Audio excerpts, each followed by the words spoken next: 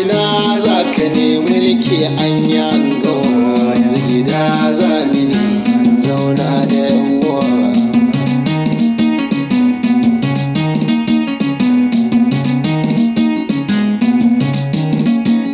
Baba ina za ka nemi mulki kai ka gama yanzu gida zani na zauna da yan uwa.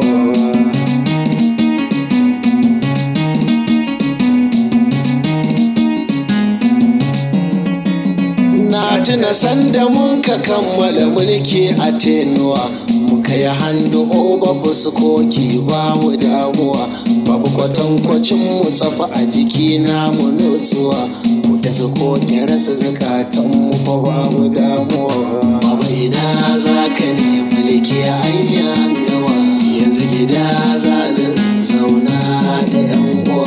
Lotan nan idan ka ganni fa zan baka sha'awa maina a can sutura ta gwanin kawa ga kadara a ko'ina filaye kwadai yawa sannan ga gida na kwanci na yayi unguwa.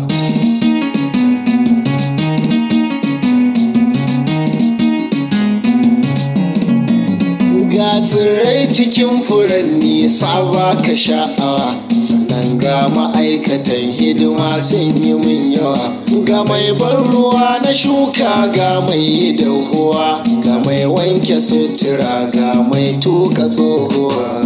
Ina za ka ne mulki an yangawa yanzu gida za da zauna da yan uwa. Sannan ga direba na wani kaina a nutsuwa sannan ga direba